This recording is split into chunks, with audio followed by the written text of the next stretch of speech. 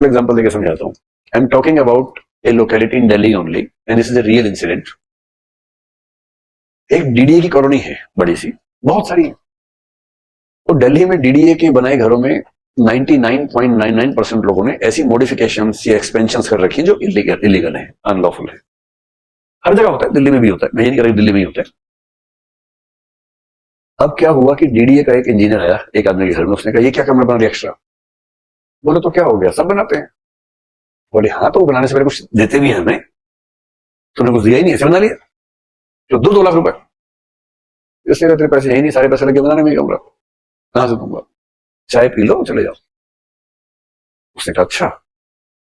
तो डीडीए का नोटिस आ गया उसके पास, it has been found that you have done this this this and this, और हमें डिमोलिश करना होगा. Please give response within 48 hours, otherwise we will have to demolish your house. ये आदमी रिटायर हुआ था, खाली था,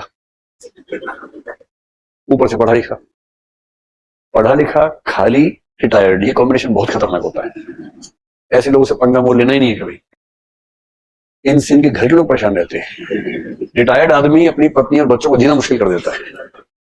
दिन भर घर में पड़ा हुआ है, बोलेगा यहाँ साफ नहीं हुआ, ठीक साफ करो, हाँ साफ करो, झाड़ू ऐसे लगाते, दिखाओ ऐसे लगाते, चलो लगाओ पूरा.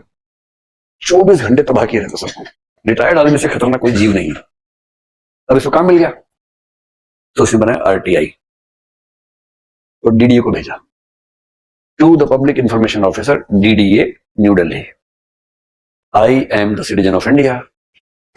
Under the provisions of Right to Information Act, I want to seek this information. अब क्या लिख रहा है? I live in this colony. In my opinion, almost 99% of the houses have modified the structure illegally. क्या आपने कभी इस मामले में कोई जांच की है? नंबर 1. नंबर 2, यदि कभी कोई जांच नहीं की है तो इसका मतलब है कि आपका जूनियर इंजीनियर जो यहाँ का रिस्पॉन्सिबल है वो इसमें शामिल है. क्या आपने कभी इस बात को जांचने की कोशिश की कि कहीं आपका जूनियर इंजीनियर शामिल तो नहीं है? नंबर 3, अगर अभी जांच की जाए और साबित हो जाए कि 99% हाउसेस गलत तरीके से बने हुए हैं, who will be held responsible and what are the punishments provided for such case of corruption?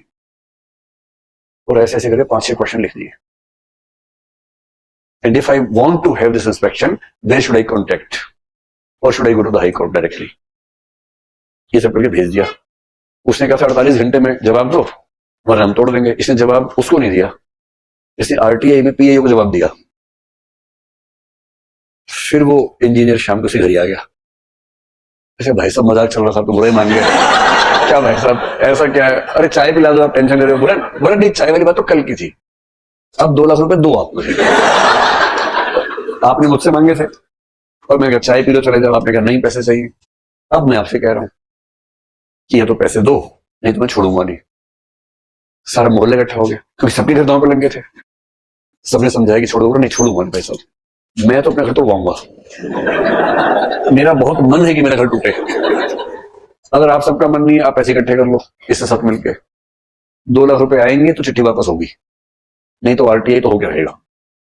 फिर सबने मिलकर गुल्लक निकाली अपनी अपनी, उसको दिए पैसे और फिर जाके रुका. वरना पता क्या होता उसके बाद सबके घर टूटते. तो फिर उसने कहा कि मैंने गलती से पत्र लिख दिया था, किसी और को लिखना था, बाई मिस्टेक वहां चला गया, प्लीज इग्नोर द लेटर. तब जाके मामला सॉल्व हुआ. खेल समझ पा रहे आरटीआई का क्या होता है? एक ऐसा न्यूक्लियर वेपन है जिसका इस्तेमाल अच्छे बुरे हर तरह के पर्पस के लोग करते हैं. कई लोगों का तो एम्प्लॉयमेंट है. आप क्या करते हैं? मैं आरटीआई करता हूं, यही काम ही है. खाली बैठे हैं, कहीं गए, देखा एक अच्छी दुकान चल रही है, अच्छा थोड़ा बाहर निकल रहा है, बहुत बढ़िया. टू द पीआईओ कि इस एड्रेस की एक दुकान है, इसकी 4 सीढ़ियां बाहर निकली हैं, किसने परमिशन दी इनको, कौन जिम्मेदार है, कहां कंप्लेंट करनी होगी.